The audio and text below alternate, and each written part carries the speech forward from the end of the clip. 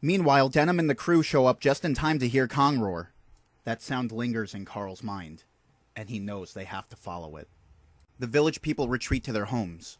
They've never seen a gun or heard the sound of gunshots before, so their survival instincts kick in and they flee. They manage to get the gates open as they split into two teams.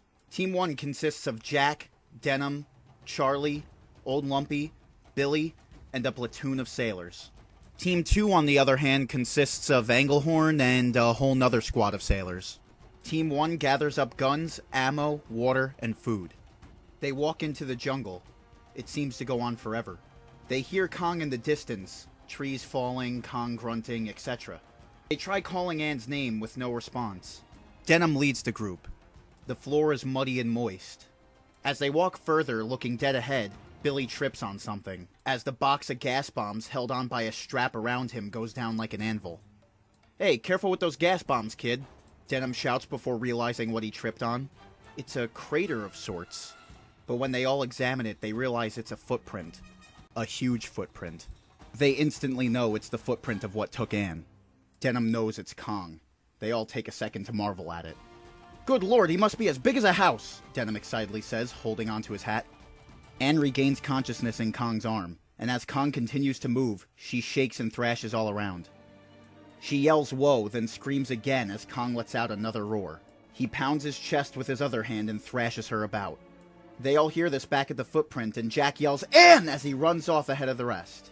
Denham follows second with his camera. Jack continues to run. Anne is the only thing on his mind, and he doesn't have time to stop.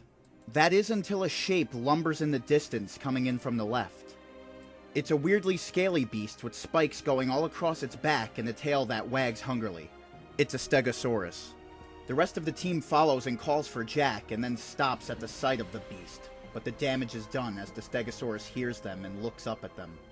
It looks back down and begins gnawing on a plant, and Denham smiles with a relieved sigh and nudges Jack.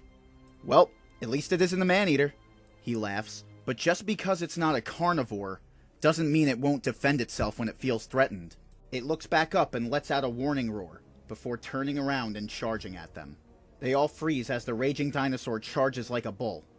Denham, in this shocked, wide-eyed state, nudges Billy without even looking behind him and asks for a smoke bomb, as he waves his hand demandingly.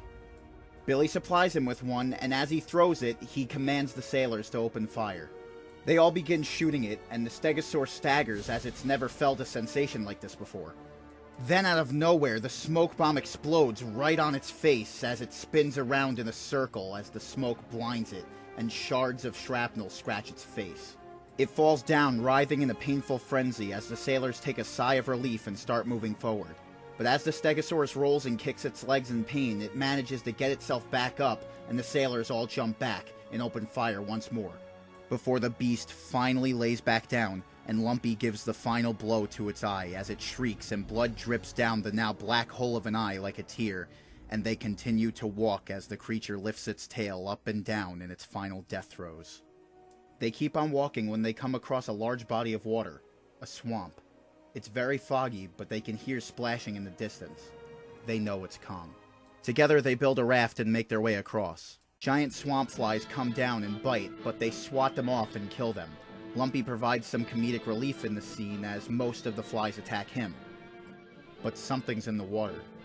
It's like a miniature megalodon. Not quite as big as the original megalodon, but bigger than a great white shark. It bashes up against them, and they proceed to fall into the water. And if that's not bad enough, a brontosaurus lurks its head up and starts picking out the fleeing sailors and flinging them like rag dolls from above, while the mini-megalodon takes people from below. The heavy box of smoke bombs weigh Billy down as he goes all the way to the bottom like a rock and almost drowns before Lumpy comes and cuts him loose, leaving the gas bombs behind.